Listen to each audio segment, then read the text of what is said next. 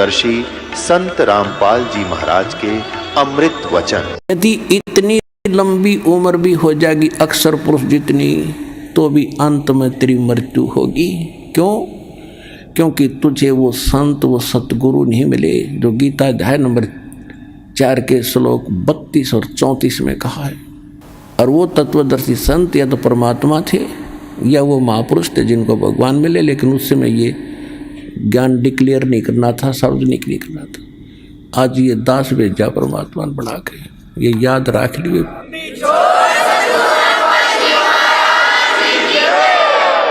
इतनी उम्र बुलंद मरेगा अंतरे।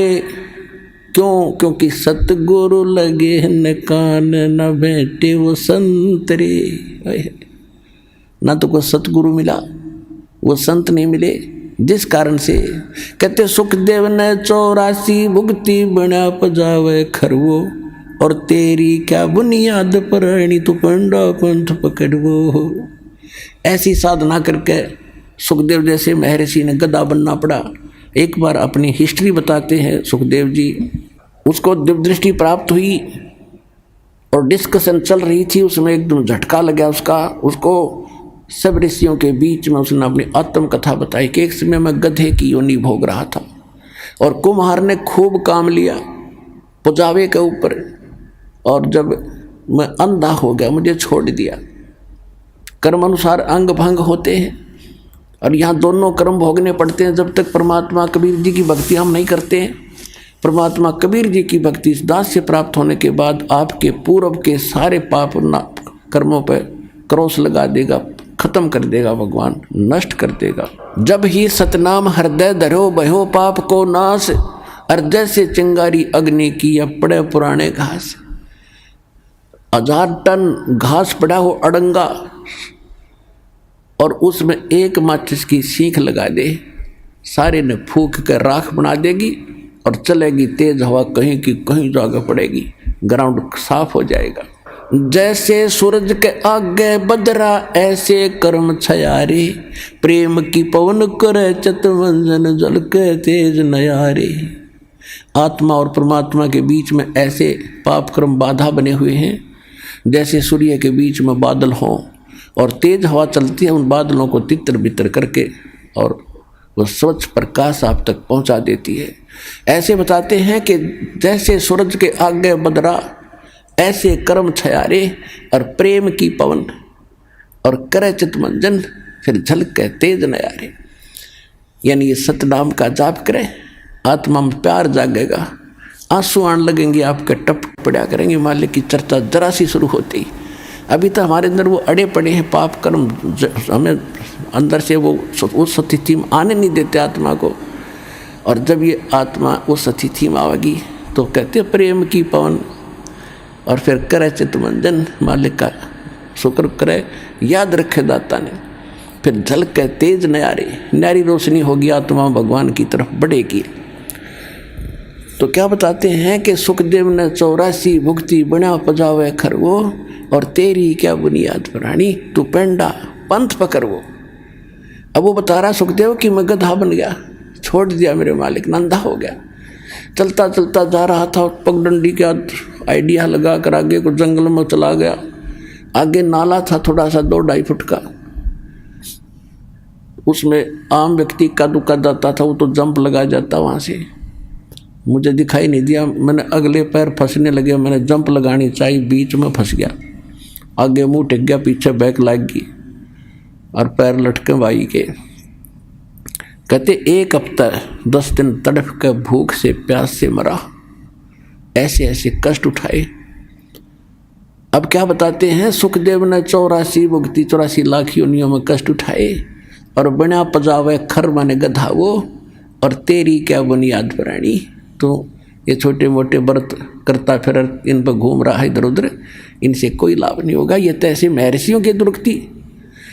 और तो पेंडा पंथ पकड़, वो पेड़ा वो मार्ग, वो यथार्थ भक्ति मार्ग पकड़ दो। तत्वदर्शी संत बताते हैं उस ज्ञान को ग्रहण कर, उस भक्ति को कर, तब तेरा छुटकारा हो। अब परमात्मा से ज्ञान प्राप्त करके आदरणीय गरीबदास साहिब जी क्या कह रहे हैं, मन तू चल रे सुख के सागर, जो शब्द सिंधु रत्नागर। अब सुख सागर किसे कहते हैं? शंखो लहर मेहर की उपज, कहर नहीं जा कोई, दास गरीब अचल अविनाशी, सुख का सागर सोई।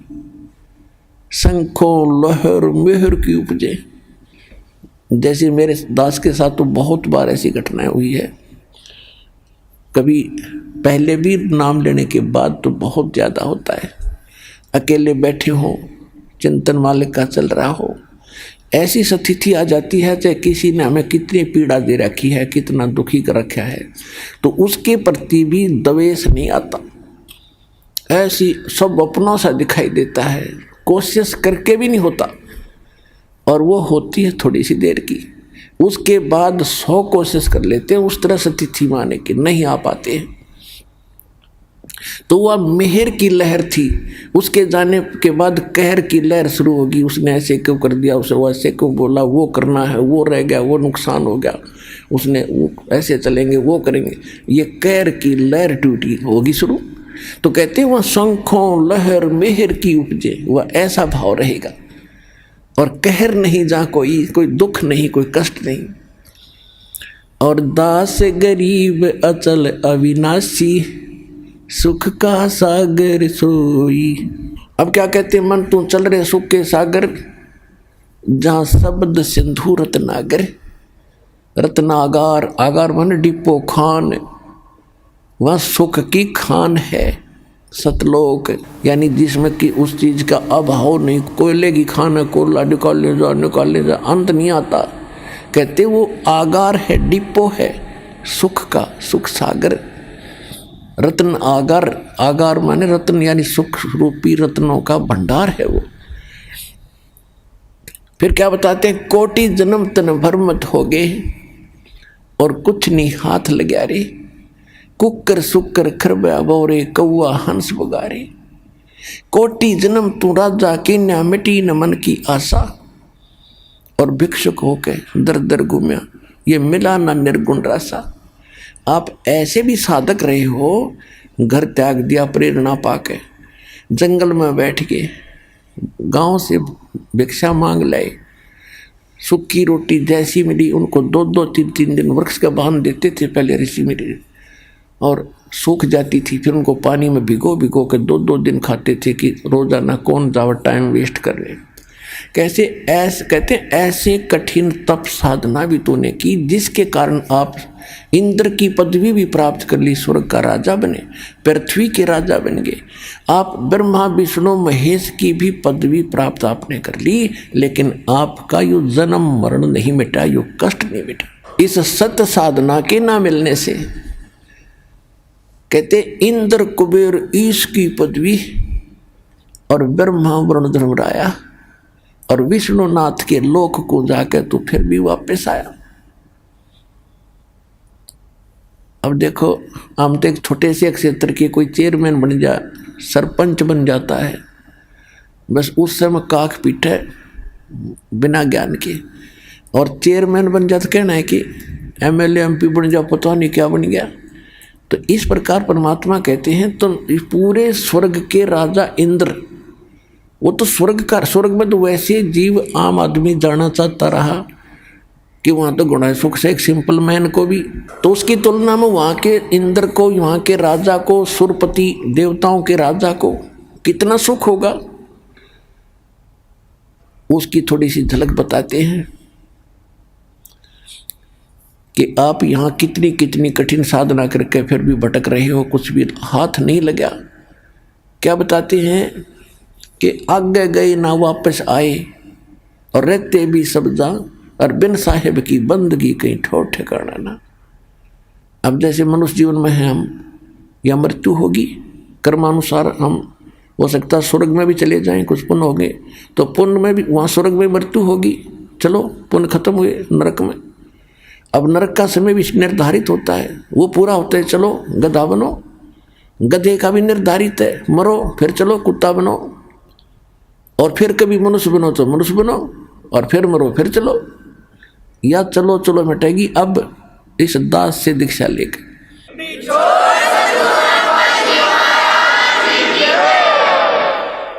तो क्या बताते हैं कि एक समय मार्कंडेय ऋषि, देखो गीता अध्याय नंबर 4 के श्लोक नंबर 25 से लेकर 30 तक यही निर्णय दिया है कि जो भी जैसी साधना करा, कोई ब्रह्म साधना करता है, कोई देवताओं की पूजा करता है, कोई हठ योग करता है, कोई तपस्या करता है, कोई स्वाध्याय करता है, कोई अहिंसावादी तीक्ष्ण व्रत जैसे मुंह पर पट्टी बांध कर नंगे पांव फिरना, इसी को मोक्ष मान रहा है।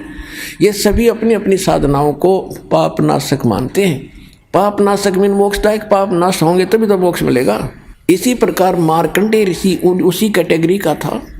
उसने ब्रह्म साधना को सर्वोत्तम मान रखा था। इन ऋषियों को ब्रह्म से ऊपर ज्ञान नहीं था, तो फिर भी उसने घोर तप कर रहा था बंगाल की खाड़ी में। अब जो स्वर्ग का राजा बनता है वो बहुत ज़्यादा या तो कोई पुण्य धर्म कर रखे हो, यज्ञ 100 यज्ञ करनी पड़ती है उसको, 100 मन देसी घी उसमें एक बार में लगाना होता है। उसकी कुछ टर्म कंडीशन होती हैं कि 100 यज्ञ करे तब तक वो कोई कंडीशन नहीं फेल होनी चाहिए। यदि उसकी कोई भी वह कंडीशन भंग होगी तो वो फिर नए सिरे से करनी पड़ती है। ऐसी उसमें बहुत भयंकर मर्यादाएं हैं। और दूसरी प्रकार से इंद्र बनता है तप करके, और उस तप के दौरान यदि उसका तप भंग हो जाता है, खंड हो जाता है, तो फिर नए सिरे से उसको करना पड़ता है। और जो इंद्र की पदवी पर इंद्र बैठा है, स्वर्ग का राजा, उसको एक इंस्ट्रक्शन और होती है कि यदि तेरे शासन काल में यदि कोई अन्य प्राणी ने पृथ्वी पर इंद्र की पदवी प्राप्त करने योग्य तप कर ले, या राजनीति है वहां तक चलती है, तो तुझे पद से हटा के बीच में हटा देंगे और उसको वो पद दिया जाएगा। ये तेरी जिम्मेवारी है कि उसको तप नहीं होने देना, ये उसकी मजबूरी बन गई। तो इंद्र राज तो करे है, उसके साथ यह टेंशन साथ रहती है कि कोई ऐसा तप ना कर ले जिससे मेरी इंद्र की पदवी भंग हो जाए। जैसे विश्वामित्र लगा था तप करने, उसके पास स्वर्ग से एक उर्वशी भेज दी और उससे शादी करवा ली। एक लड़की होगी, 6 महीने बाद घेर कर लड़की ने भागी, मेरा काम पूरा हुआ ऋषि जी, संभाल तेरी बेटी ने। तो ये सब इंद्र का जाल है, इस काल का जाल, इस इंद्र ने ये सब कर रखे हैं। इसको सतर्क रहना पड़ता है। इसने सब जगह अपने गुप्तचर छोड़ रखे होते हैं। तो गुप्तचर ने आके बताया कि एक मार्कंडेय नाम के ऋषि बैठे बंगाल की खाड़ी में, बहुत समय से तपस्या कर। इंद्र ने सोचा बड़ा तगड़ा संत है, उर्वशी भेज दी, उसको कुछ सिद्धियां दे दी, ऋषि के आसपास ऐसा वातावरण बना दिया खूब नॉर्मल सा, बसंत जैसा, और ऐसी मीठी मीठी सारंग अपने आप आवाज़ें आने लगी जैसे साज बजते हैं, यानी उसको प्रेरित करने के लिए। और स्वयं सामने थोड़ी सी दूरी पर डांस करने लगी। ऋषि की आधी आंखें खुली थी, आधी बंद थी। वो खूब डांस वगैरह करके थक ली। तो उसने देखा कि ऋषि टस से मस नहीं हो रहा और देख भी रहा है। लास्ट में वो डी वस्त्र होगी, कति नगन खड़ी होगी कपड़े उतार के। तब ऋषि ने कहा कि हे बहन, हे बेटी, हे माई, आप ये क्या कर रहे हो, यहाँ कैसे आए हो?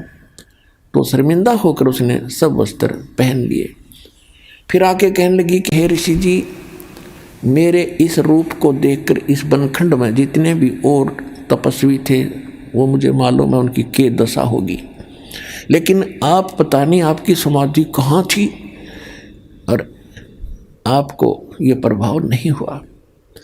तो ऋषि ने कहा कि जहाँ मेरी समाधि थी, जहाँ मैं डांस देख रहा था, वहाँ तेरे जैसी तो नाचने वालों की नौकरानी थी, उनके पैर धोने वाली। तुझे क्या देखूं फिर मैं? अगर तेरे से कोई सुंदर होना उसने भेज दे। तो वो कहने लगी जी, इंद्र की पटरानी मैं ही हूँ, यानी सबसे ब्यूटीफुल औरत स्वर्ग में इंद्र की पत्नी होती है, उसका नाम सची होता है। तो मार्कंडेय ऋषि ने कहा कि मेरी समाधि ब्रह्मलोक में थी। ब्रह्मलोक सबसे बड़ा होटल है इस काल का। प्रत्येक जैसे एक तो कॉमन होटल है स्वर्ग नरक को, तो कोई जाओ उसमें। एक विष्णु के लोक में विष्णु का पुजारी जाता, वहाँ एक रेस्टोरेंट है, वहाँ ये बकवाद है और स्वर्ग क्या है। तो ये सबसे ज़्यादा कॉस्टली और सबसे ज़्यादा बकवाद उस ब्रह्मलोक में है। तो मार्कंडे, अब जैसे आप देखते हो, हम अब देखो हमने देखा करते, एक देखा हमने बड़े ऊंचे से टीले पर बैठा एक साधु, जब ये ज्ञान नहीं था, और चमटा गाड़ रखा, धूना ला रखा, और लोग जाओ कोई दूध का लोटा ले जा रहा है, कोई कुछ ले जा रहा है, और दर्शन करें जा के माथा टेके, दूर तक दिखे। अब उसके बारे में इस सूक्ष्म वेद में बताया है गरीबदास साहिब जी ने कि डिम्ब करें, डिम्ब माने पाखंड ढोंग करें, और डूंगर चढ़ें, डूंगर माने ऊंचे स्थान पर बैठेंगे ये, ताकि दूर तो सब न दिखूं मैं कुछ कर रहा हूं, और अंतर झीनी झूल जग जाने ये बंदगी करे, ये बों सूल बबूल, ये तो खोटे खोदे थे, इनको ज्ञान ही नहीं था। तप करें, तप से अगले जन्म में राजा बने, राजा ने खोटे कर्म करे, अगले जन्म में नरक।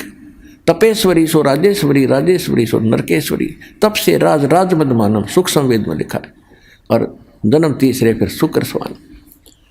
तो मार्कंडे ऋषि तप कर रहा था, तो ये ब्रह्मलोक में इसकी समाधि चली। अब देखो आप कहीं बैठे हो, कहीं पर भी बैठे हो, 10-20 मिनट में मन ऐसी प्रेरणा करेगा, चलो वहाँ चलते हैं, वहाँ बैठते हैं, बैठने की चेष्टा करोगे तो भी ना बैठने दे। और आप चले जाते हो, सिनेमा देखने जाते थे पहले, अब तो नहीं जाएंगे हम, तो 3 घंटे का न्यों नहीं पता लग गया कितनी देर में गई, क्योंकि नई नई बकवास देखने मन को चाहिए, तो बैठा रहेगा। तो ये क्या करते हैं कि इनका कोई कमल खुल जाता है साधना से ऑटोमेटिक, कोई पिछले संस्कार से, पहले भक्ति युक्त लोग थे बहुत थे, अब ना खुलता किसी का, तो वो पुराने संस्कारों से वो खुल जाता था। तो उसमें वो क्या देखते हैं, जैसे टेलीविज़न ऑन हो गया आपका, कोई चैनल चाल पड़ा, तो उसमें वो कार्यक्रम रिले तो कहीं और से हो रहा, देख रहे हो टेलीविज़न में। तो ऐसे जो ब्रह्मलोक में डांस हो रहा था, उस ऋषि ने वहाँ दिखा था, वो सामने वो खुल कर सामने रिफ्लेक्ट हो जाता, जैसे डिस्प्ले पर आ जाता है। तो वो डांस देखा था, हम सोचा तपस्या कर रहा है, ना मन टेकन दे इन्हें, तो ऐसी थी इनकी तपस्या, मूर्ख बना। आप भी बड़े से हम इनके पीछे लगे रहे, बड़े सिद्ध पुरुष हैं। इसलिए जब उसने इस औरत से भी सुंदर औरतें वहाँ दिख रही थी, टारगेट इसका वहीं जाने का था कि इस नाम के जाप से साधना से वहाँ जाऊँगा, फिर इनको वहाँ मिलेंगी मुझे। और ये नाम भगत क्या करते, इनका टारगेट क्या था, तो ये भगवान की रोशनी से आपको दाना दाना समझ में आओगा इसका पूरे अध्यात्म मार्ग का, सब कर्मों का, सब अध्यात्म ज्ञान का। अब मार्कंडे ऋषि कहने लगा तेरे से कोई सुंदर हो उसको भेज, तो कहने लगी मैं इंद्र की पटरानी मैं ही हूँ। तो उसने कहा कि जब इंद्र मरेगा, ऋषि ने कहा, उसको पता था कि इंद्र की आयु कितनी है, 72 चतुर्युग, 72 चतुर्युग। इंद्र यानी ब्रह्मा के एक दिन में 14 इंद्रों की मृत्यु हो जाती है। ब्रह्मा जी के 1008 वर्ष की पूरा एक दिन होता है, वैसे लंपसम इसको 1000 वर्ष मान लेते हैं। जैसे 365 से 1/4 दिन का अपना वर्ष होता है, इसको हम 365 का मान ले हैं। तो इस प्रकार 72 चतुर्युग तक वो इंद्र का राजा रहेगा, स्वर्ग का राजा इंद्र बना रहेगा। और मार्कंडे ऋषि को पता था कि इसकी मृत्यु होगी, इतना इनको ज्ञान था। तो इसने कहा, उस औरत से कहा, उस उर्वशी से कहा ऋषि ने कि इंद्र मरेगा तो तू क्या करेगी, तो भी तो मरेगी, तो भी मरेगी। कहने लगी मैं 14 इंद्रों को वरूंगी। अब हिसाब लाइयो पुण्यात्मा, ये 2.5 घंटे सुबह 2.5 घंटे शाम बैठ के अटपट करके सोचो मोक्ष प्राप्ति कर लेंगे। मंत्र ये है नहीं जो मूल मंत्र दास के पास है। तो कहने का भाव यह कि इतनी तपस्या, इतने पुण्य किए थे उस पुण्यात्मा ने, जो इंद्र की पटरानी बनी हुई है, उसकी कितनी 1000 चतुर्युग की आयु थी उसकी, 1008 चतुर्युग की। क्योंकि कह रही है कि इंद्र मर जाएगा, मैं न्यों की न्यों रहूँगी, नेक्स्ट इंद्र वहाँ आएगा तपस्या करके, वो मेरा पति होगा। यानी मैं तो स्वर्ग की रानी पटरानी बनी रहूंगी इतने समय तक, इंद्र मरते रहेंगे। तो मार्कंडेय ऋषि ने कहा कि वो 14 इंद्र भी मरेंगे, और फिर तू क्या करेगी कि जितने इंद्र मैं वरूंगी वह तो गधे बनेंगे मृतलोक में, और फिर बाद में मैं गधी बनूंगी। तो मार्कंडेय ऋषि बोला फिर मुझे वहाँ क्यों ले जा रही थी कि मैं अपनी इज्जत रखने के लिए, यदि मैं हार कर जाऊंगी तो मैंने दुआगन करेंगे, मुझे दंड देंगे, मजाक करेंगे, मेरी बेइज्जती करेंगे, तू हार का आएगी। मार्कंडेय ऋषि बोला तू आज भी गधी 14 खत्म करेगी, और मरने के बाद तू स्वीकार कर रही है कि मैं गधी बनूंगी, वो गधे बनेंगे। सारी भी इज्जत की ठेकेदारी बन रही है अपनी इज्जत रखने के लिए। तो यह सब की बुद्धि भ्रष्ट हो रही है पुण्यात्माओं। अब इतने में इंद्र आ जाता है और आके कहा कि हे बंद नवाज, आप जीते हम हारे, इंद्र की गद्दी प्राप्त करो। मार्कंडेय ऋषि कहता अरे इंद्र का राज मेरे लिए तो काग की बीट है, मुझे नहीं चाहिए ये। आजा तुझे इंद्र ऐसी विधि बताता हूं कि आप ब्रह्मलोक में चले जाओगे, वह हजारों युगों तक और मौज करोगे, बहुत लंबा समय है। अब इंद्र क्या कहता है कि महाराज जी फिर देखेंगे, तो मौज करने दे। पुण्यात्माओं सबकी बुद्धि पर पत्थर पड़ गए। अब आप किसी व्यक्ति मित्र को जिसने समय पर टूक मिलते हो, अच्छी पोस्ट हो, थोड़ा बहुत धन हो, सामने घुट्टी लगा ले, तो उसको जाकर आप यूँ कहो कि भाई चलो भक्ति कर लो, ऐसे हो जाएगा वैसे हो जाएगा, और फिर ज्ञान तो आपको पता ही है कि गधे बनेंगे कुत्ते बनोगे। तो कहता फिर देखेंगे तो मौज करने दे। फिर के देखा गधा बने पास तो कुम्हार देखेगा, कर्म मारेगा, लठ तेरा 2.5 मन का बोरा धरेगा। देखना अब देख मूर्ख, ज्ञान सुन समझ और छोड़ बुराई ले, नाम भक्ति कर भगवान की। अब देखना है, फिर क्या देखेगा। तो ये इंद्र का बीमारी, वो राज ना छूटे, गुट्टी ना छूटे, वो ठाठ ना छूटे, वो जी फिर देखेंगे। अब कुछ दिनों के बाद इंद्र फिर आया। मार्कंडेय ऋषि एक चींटियों के कीड़नाल को देख रहा था। चींटियां कोई दूर जा रही थी, कोई दूर जा रही थी, वहां बैठा था काफी समय से। इंद्र का फिर टेंशन होगी, ये कौन ऋषि बैठा है, फिर तपस्या पे बैठ गए। तो उसने तुरंत आकर देखा ये तो मार्कंडेय ऋषि है। मार्कंडेय ऋषि से पूछा महाराज क्या देख रहे हो चींटियों में। मार्कंडेय ऋषि बोला कि मैं ये देख रहा हूं कि इन चींटियों में कितनी चींटियां कितने बार इंद्र की पदवी प्राप्त कर चुकी हैं। कि चींटियां और इंद्र की पदवी, हाँ जी। तो क्या देखा आपने कि इस इतने लाखों की संख्या में एक चींटी ऐसी है जो केवल एक बार इंद्र की पदवी पर रही है, क्योंकि सबके पिछले संस्कार कोड वर्डों के अंदर लिखे हुए हैं, सबके अंतःकरण में जमा है। और ये डिस्प्ले जिसका चालू है अंदर का, ये सब के अंदर है मनुष्य में। तो सब उसका जिसका चालू हो गया कनेक्शन ठीक है, तुरंत बाहर देख लेगा उसका जो क्या हो रहा क्या नहीं, प्रत्येक प्राणी का। ऐसे ऋषि लोग पहले ये बताते रहे कोई भविष्य और बोध की कथा, लेकिन इसे कोई जटपट का कोई फायदा नहीं हो। तो हो लिया और होगा तो होएगा, इसमें वो चेंज नहीं कर सकते थे। चेंज तो ईब होंगे इस परमात्मा कबीर जी की रजा से। अब छुटकारा भी होगा।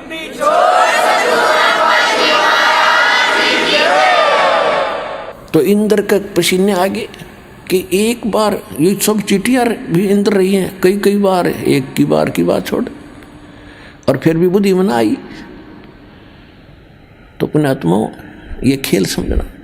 अब क्या बताते हैं कि इंद्र कुबेर ईश की पदवी ब्रह्मा वरुण धर्मराया, विष्णुनाथ के पुर को जाके तू फिर भी वापस आया। असंग जन्म तन मरता होगे जीवित क्यों ना मरे रे, 12 मध्य महल मठ बोरे बहुर न दे धरे रे। ओए कहते हैं असंग जन्म हो गए तो आपने मर्तों को अब जीवित मर के देख एक बार।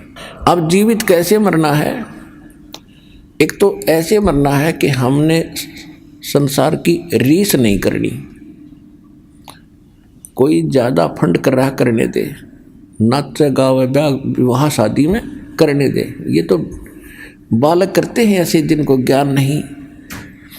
जैसे एक समय नानक साहिब जी मायूस बैठे थे, ऐसे ही कोई भक्त प्रथम बार गया, दूसरी बार गया, देखा कि साधु संत फकीर इतने मायूस क्यों हैं, क्यों दुखी दुखी से नजर आ रहे हैं, तो सुख, इनको तो टेंशन होनी ही नहीं चाहिए। तो उसने पूछा कि महाराज मैंने कई बार देखा है आप खुश नजर नहीं आते।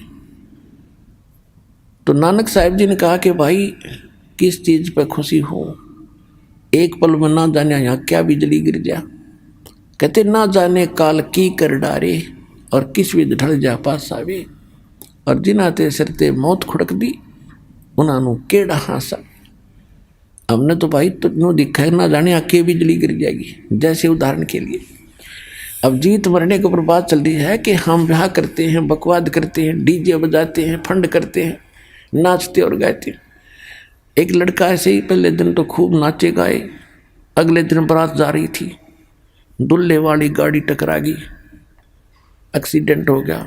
दुल्हे समेत रिलेटिव जो खास बैठे आ रहे हैं दुल्हे के साथ में, कोई भाई का बेटे, कोई बहन का बेटे हो, या कोई पति यानी कोई और विशेष, 8 के 8 मर गए इंक्लूडिंग वो दुल्हा।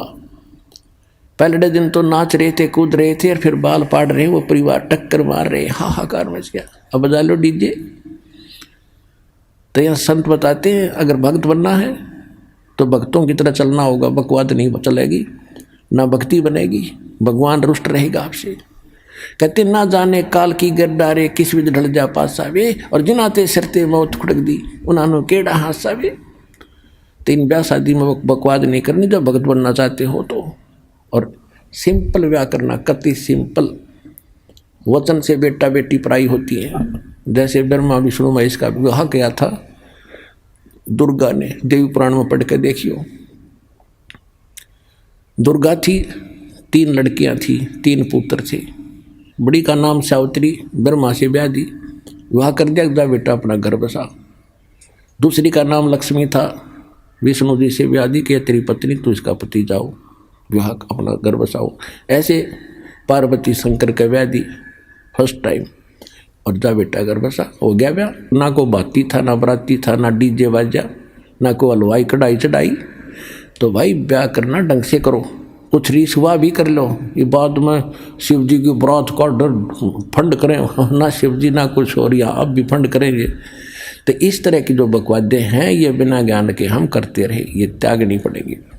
तो इस प्रकार हमने अपने इन सभी परंपराओं को कम करके और सिंपल वे से विवाह करेंगे, तो इससे हमारा 80% वजन टेंशन घटेगी। हम बेटी को दुश्मन मान बैठे इन परंपराओं के को बढ़ा के। हम ऐसे अबोध बालक हैं, जैसे जेठ की धूप में जून के महीने में बच्चा घर से निकल जाता है नंगे पैरों, छोटा सा बालक है, ठुमक ठुमक करके, और बाहर जाता है तो रेत में पैर जलते हैं, और रोता है, फिर बैठ जाता है, पड़ जाता, पड़ कर फिर चूतड़ भी जले। पहले तो पैर जले थे, ये फिर और दूना रो रहा है। तो हम आज ऐसे बालक हैं, गलती करते हैं, एक और कर लेते हैं, वो दूना दुख हो रहे। तो हमने इनसे बचना है, इन परंपराओं में नहीं फंसना है, तभी हम भक्ति कर सकेंगे। हम यात्री हैं, हम सफ़र कर रहे हैं अपने भक्ति पर, और यात्री ज़्यादा वजन लेकर नहीं चल सकता। जब सारे घर ने ठा के चले तो किसा समझदार होगा वो। तो आप जी ने ये परंपराओं की गठड़ी अब रख देनी है, सिंपल वे से विवाह करें। ठीक है, जैसा आपको गुजारा दिया है मकान बना लो, लेकिन उससे काम नहीं लगे रहे, ना एक और बना लो, एक प्लाट और ले लूँ, और कल मृत्यु हो जाएगी, फिर उस प्लाट में कुत्ता बन कर बैठेगा पूछते साफ करके। तो यह अकल साथ रखियो भगवान वाली। अब प्रसंग चल रहा है कि असंग जन्म तो न मरता हो गए, जीवित क्यों ना मरे रे। तो अब अपनी कुछ मनोकामनाओं पर अंकुश लाना पड़ेगा। इच्छाओं को कम करना पड़ेगा। और इच्छा कम होंगी इस ज्ञान से, कहने से नहीं होती है। ये तो ज्ञान खड़ा दिखाई देगा आपको जब बकवादों में मन चल लेगा कि ना भाई नहीं नहीं, ये आदेश नहीं है और ये यूजलेस है। सारा समय इस समय खो दिया। सन 1983 की बात है, 84-83 की। एक बैंक मैनेजर ने रोहतक के अंदर सेक्टर 1 में एक कोठी बनाई, उसमें 3.5 लाख रुपए लगे। आज तो वह मेरे ख्याल में 35 लाख में भी ना बने, और कुछ बैंक से लोन ना ले जैसे भी। और उसका मुहूर्त करे था उस दिन, एतवार का दिन था। सामान लेने के लिए वो निकला था स्कूटर उठा के। उस दिन जिस दिन उसकी मुहूर्त शुरू हो रही थी, उसके पुजारी आ रहे थे, पूजा करनी है। इधर पूजा होती है, उधर शराब स्वरूप तैयार रहती है कि एक बार पूजा वाले फारग हों, फिर गुट्टी छुट्टी लावांगे। ऐसी पूजा ही थी हमारी। स्कूटर उठा करके कोई सामान लेने गया था पूजा का या कोई और अन्य आवश्यक वस्तु। आगे जाके टू व्हीलर स्कूटर टकरा गया। पड़ते कनपटी लगी फुटपाथ पे, वहीं पैर पसार गया भाई। अब उसको ठीक कौन रहेगा? आपकी तो कूतरू बनकर घूम रहा होगा। तो कहने का भाव ये है कि जो ये घटनाएं घट रही हैं और भगवान क्या बता रहे हैं, ईब आपके लिए एक दृष्टि बनेगी न्यारी। तो इस नज़र को देखकर फिर आगे चलना सफर में। अब क्या बता रहे हैं परमात्मा कि असंग जन्म तना मर्त्या होगे, जीवित क्यों ना मरे रे। और 12 मद महल मठ बोरे बहुर ना दे धरे रे। जीवित एक तो ये मरना है, संसार की चोचले देख के हमने उधर नहीं देखना ना चलना, तो हम जीवित मर गए।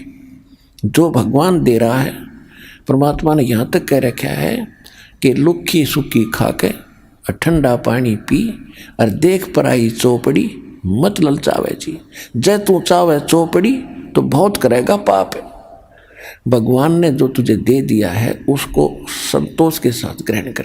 यदि इसे हटकर कुछ करेगा तो पाप पकड़ के प्राप्त कर सकता है, और ये पाप हमारे दुश्मन है, हम क्यों करेंगे।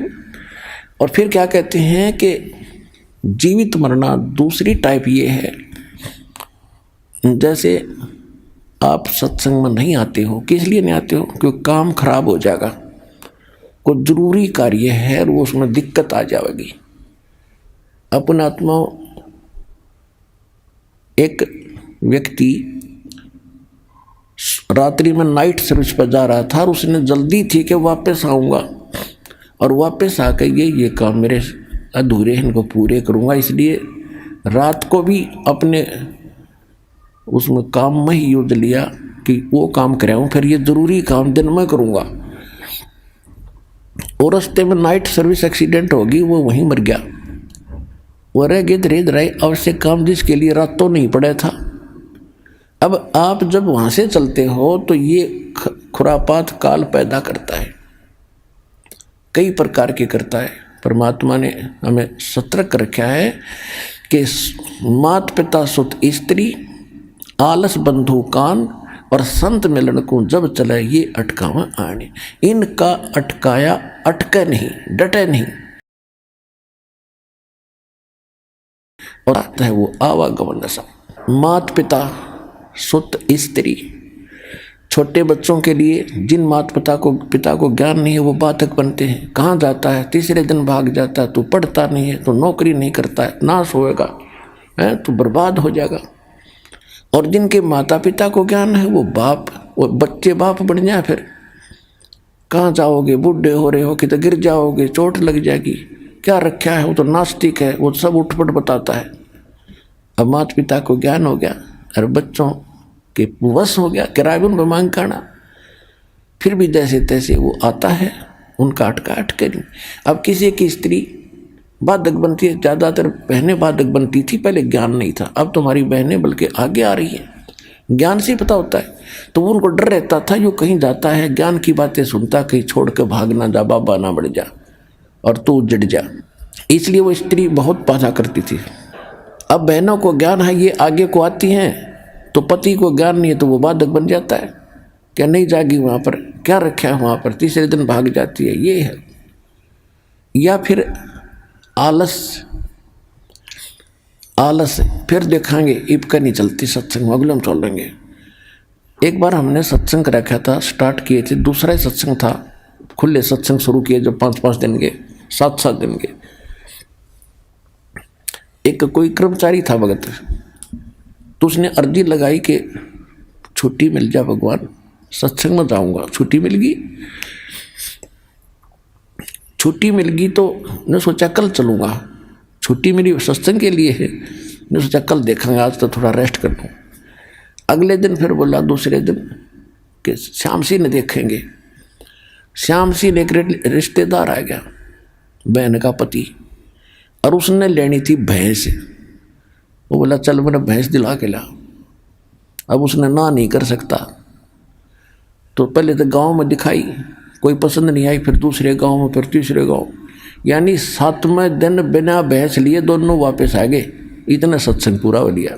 तो जब उसने यो ज्ञान सुना, जब ने बोला जी आलस मार गया मैंने, कहते आलस कर लिया, तो फिर देखूंगा, तड़को देखूंगा, परसों देखूंगा।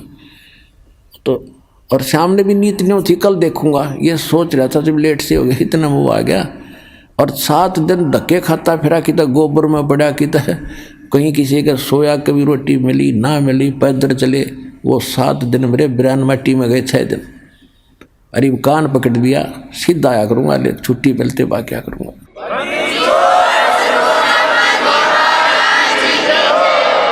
मात पिता सुत स्त्री आलस बंधु कान लोक लाज।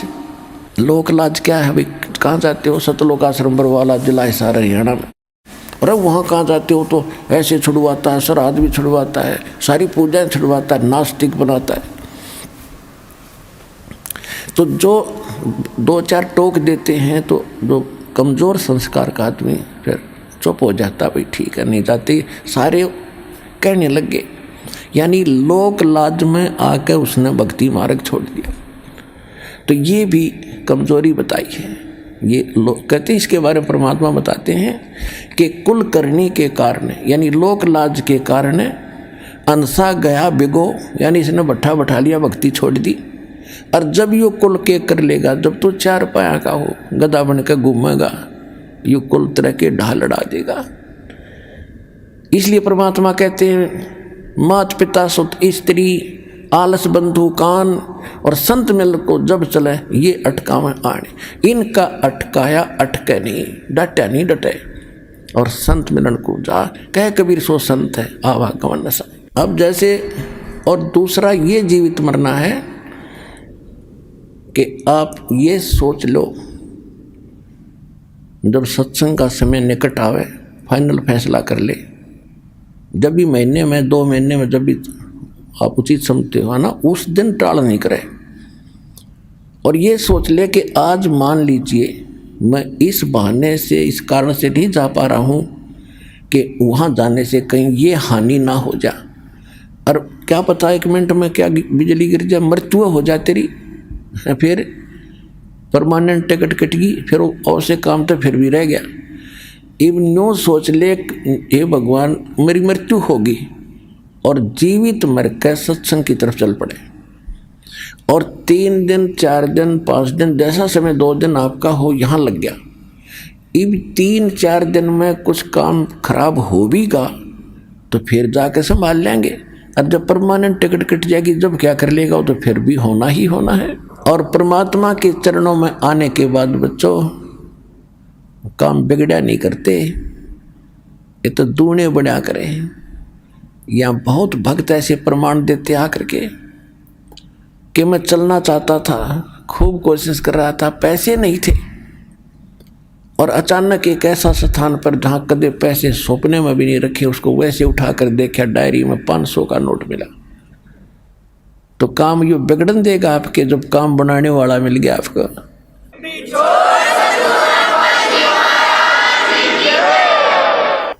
अब क्या बताते हैं, असंग जन्म तन मरता होगे, जीवित क्यों ना मरे रे। ये जीवित मरना है।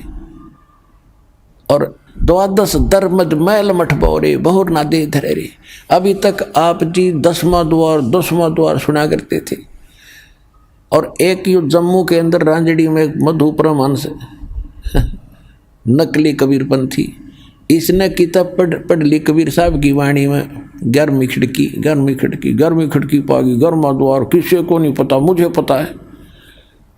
पता उसमें तो 12 द्वार लिखे हैं, इनकम्प्लीट नॉलेज है आपका। तो वो 12वें द्वार हैं कहाँ, इन्हें वो ही नहीं पता।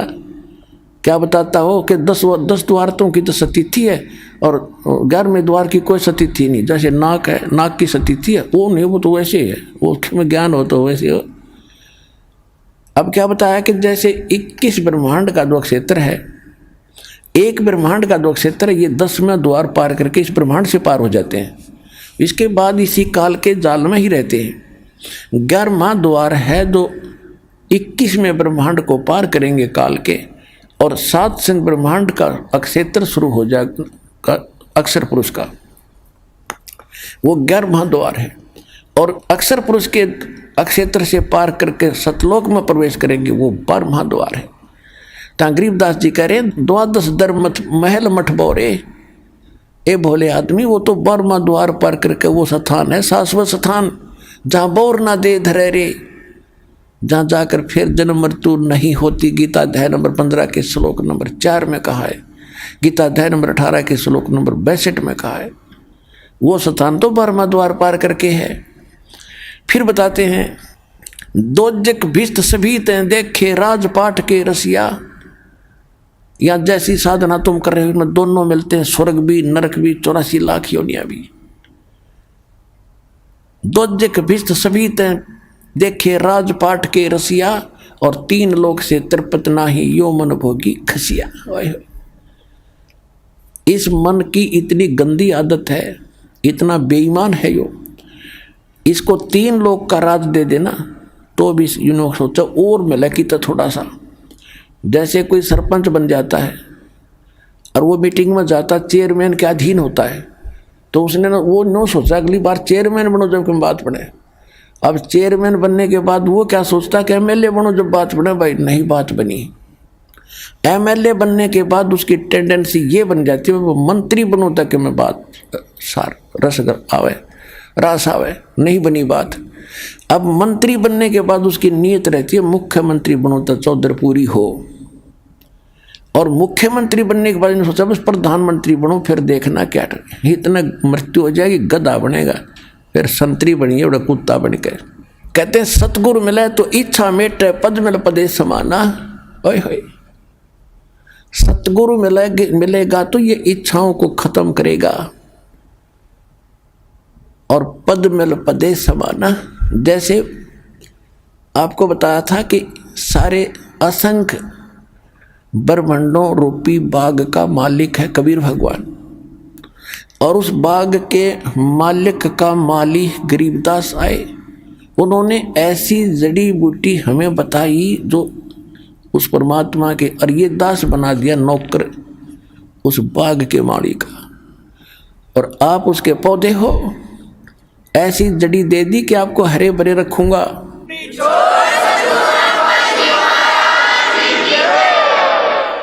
आप हरे भरे रहोगे तो मुद्दास की नौकरी ठीक बनी रहेगी। अब जैसे बाग में माली का नौकर क्या देखता है, उसको इंस्ट्रक्शन होती है माली की तरफ से कि ऐसे पेड़ बाहर फैलता है, उसको साइडों से काट दे ताकि फले फूले सीधा चले। तो आपके अंदर जो बेमतलब की इच्छाएं हैं इस ज्ञान से ऐसे काट दी जाएंगी, नहीं सीधे चलो, बकवास छोड़ दो। सतगुरु मिले तो इच्छा मेटे, पद मिल पदे समाना, और चल हंसा उस लोक पठाऊं जो आदि अमर स्थान। ओए होए, आदि अमर शाश्वतम स्थान है कि सतगुरु मिलेंगे तो ये सब इच्छाएं खत्म करेगा। सबसे पहला काम ये होगा। और फिर पद मिल पदे समाना, यहाँ देखो ये सुख संवेद है, ये तत्व ज्ञान है, इसके गजब के गुण रहस्य जो कैसे समझ सकते हैं अज्ञानी। पद, यहाँ पद मिल पदे समाना, पद इसके 2 पद हैं और 2 अर्थ हैं। एक तो पद्धति होती है, पद्धति way of worship, method of worship, उसको पद बोलते हैं, पद्धति। एक है गीता अध्याय नंबर 15 के श्लोक नंबर 4 में कहा है कि तत्वदर्शी संत की प्राप्ति के उपरांत परमेश्वर के उस परम पद की खोज करनी चाहिए, जहां जाने के बाद साधक लौटकर फिर कभी संसार में जन्म मृत्यु में नहीं आते, वो पद। तो यहाँ इस अमरवाणी का ये अर्थ बनता है कि सतगुरु मिले तो इच्छा मेटे, पद मिल पदे समाना। यह पद माने पद्धति, भक्ति की श्रेष्ठ विधि। तो पेंडा पंथ पकड़ वो मार्ग जब मिल जाएगा, सही भक्ति पद मिलेगा आपको, पद्धति, तो उससे वो पद मिलेगा, उस पद में समा जाओगे, जहाँ उसमें पहुँच जाओगे, जहाँ जाने के बाद फिर कोई कष्ट नहीं, सुख सागर प्राप्त होगा, फिर मृत्यु नहीं, दोबारा नहीं आना पड़ता। सतगुरु मिले तो इच्छा मेटे, पद मिल पदे समाना, और चल हंसा उस लोक पठाऊं जो आदि अमर अस्थाना। वहाँ क्या सुख है? चार मुक्ति जहाँ चंपी करती माया होरी दासी। अब हम चार मुक्ति सुना करते थे, वो चार मुक्ति स्वर्ग में होगी, महास्वर्ग में होगी, वहाँ खत्म हुआ, वो समय पूरा हुआ, फिर नरक में वो कहाँ गई? मुक्ति खत्म हुई, वो तो उनका समय निर्धारित है। और कहते हो वहाँ सदा तेरे चरणों में पड़े रहेंगे, वो सुख है। चार मुक्ति जहाँ चंपी करती माया होरी दासी, दास गरीब अब पद पर से, वो मिले राम अविनाशी। ओए होए होए।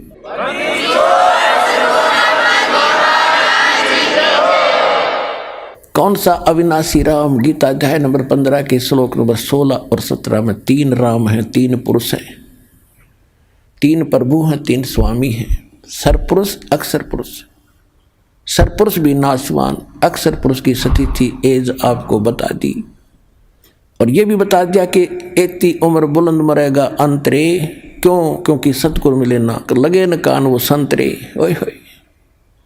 एती उम्र बुलंद मरेगा अंतरे, सतगुरु लगे न कान न भेंटे वो संतरे। तो यहाँ क्या बता रहे हैं? सरपुरुष और अक्षर पुरुष ये दोनों, इनकी ये नासवान स्वयं लिखा उसमें, और जितने इनके अंतर्गत प्राणी वो भी जन्म मृत्यु के अंदर है। उत्तम पुरुषत्व अन्य परमात्मा इति उदाहरत, ये लोग term अविषय विभर्ति, वो है अव्यय ईश्वर है। अव्यय माने अविनाशी, वास्तव में विनाशी। यहाँ बता रहे हैं कि चार मुक्ति जहाँ चंपी करती माया होरी दासी, दास गरीब अभय पद पर से, वहाँ वो मिले राम अविनाशी। तो उसकी विधि इस दास के पास है, शीघ्र से शीघ्र ग्रहण करो, मर्यादा से भक्ति करो, अपना कल्याण करवाओ। बोलो सतगुरुदेव।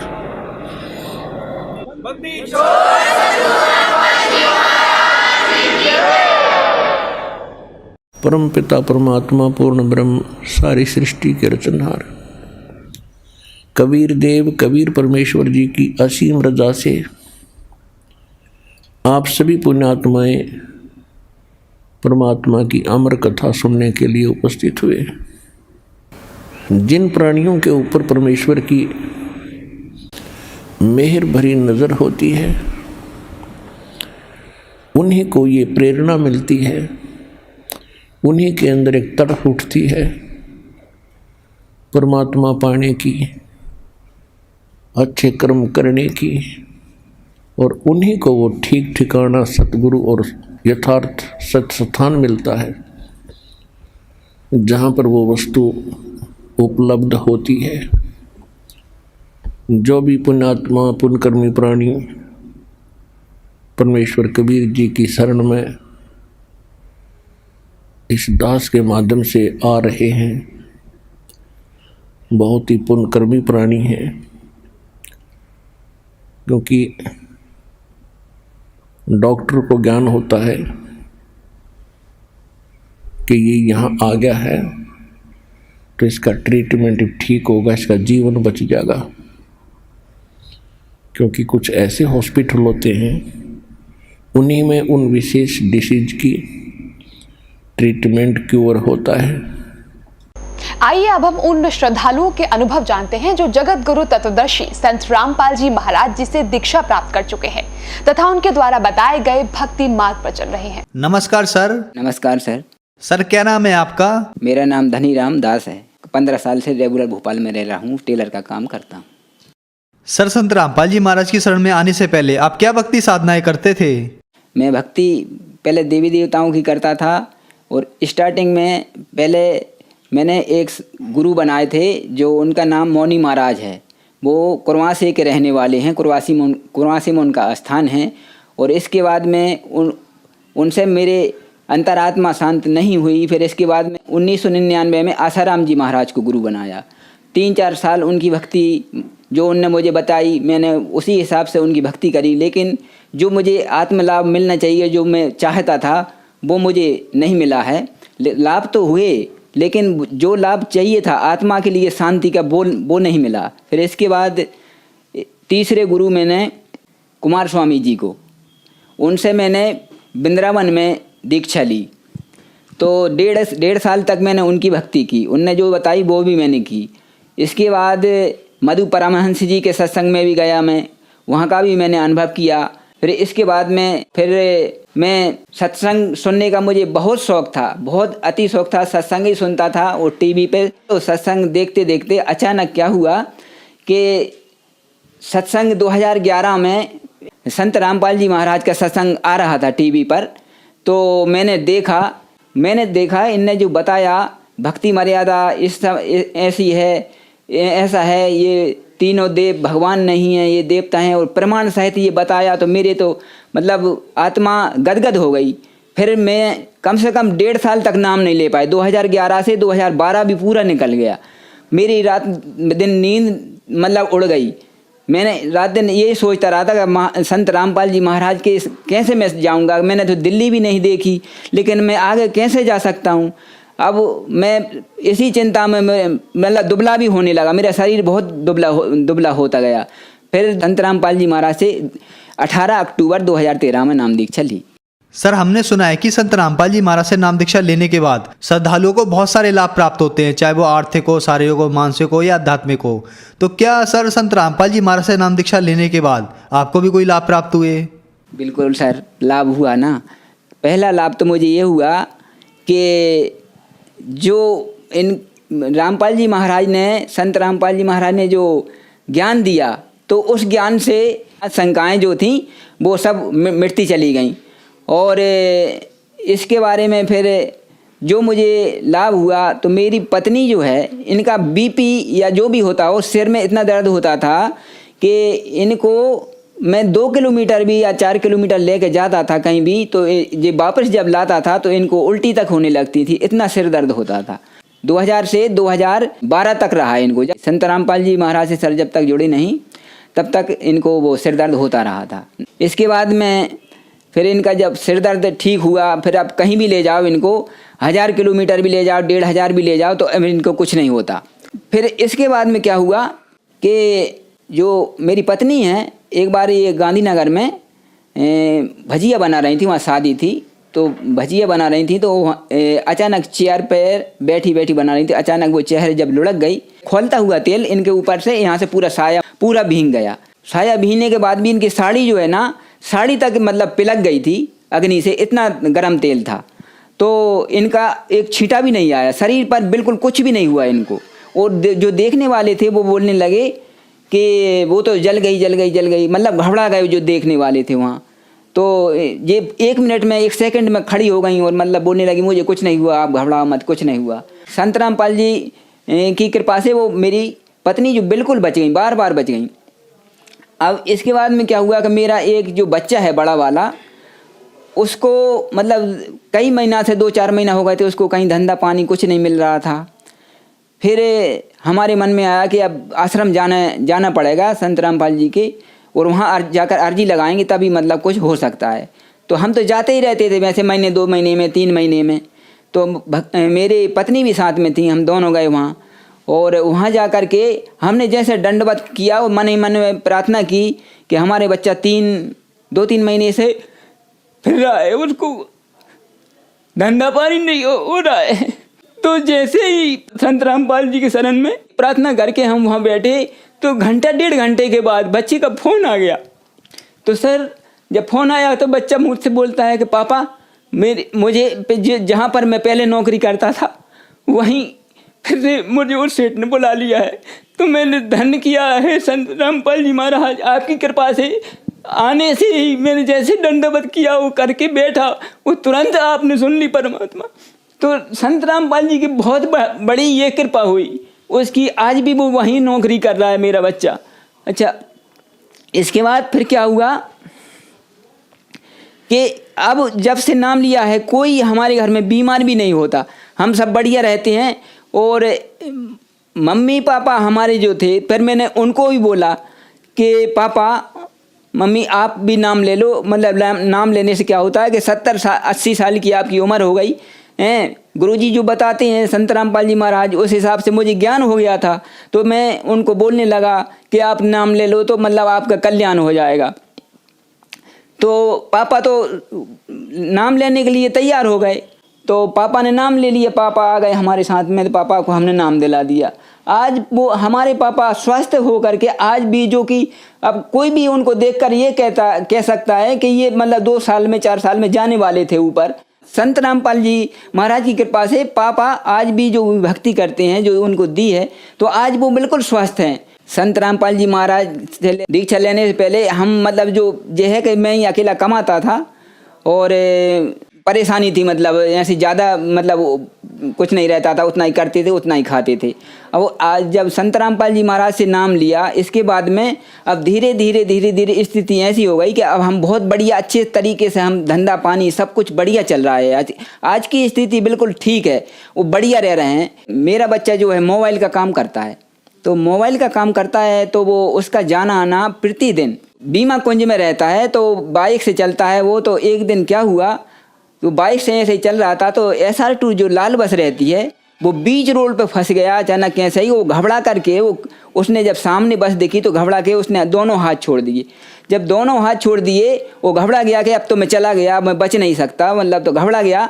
तो क्या हुआ कि पता नहीं चला उसको कि बस कब निकल गई और एक साइड में गाड़ी पड़ी, एक साइड में वो पड़ा, और ना तो गाड़ी का कुछ हुआ ना उसके कुछ कोई खरोंच नहीं आई। संत रामपाल जी महाराज की इतनी कृपा।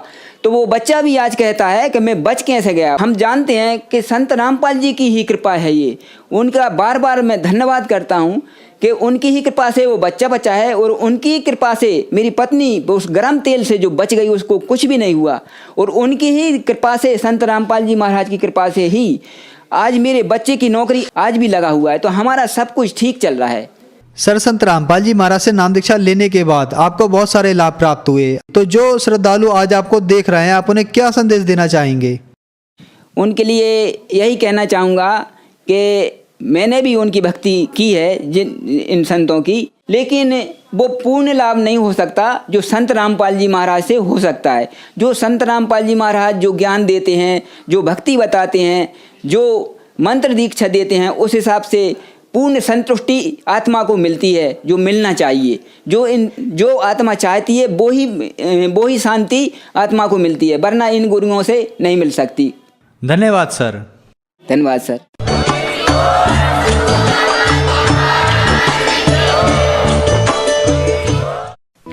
आप सुन रहे थे जगत गुरु तत्वदर्शी संत रामपाल जी महाराज के मंगल प्रवचन। अधिक जानकारी के लिए संपर्क करें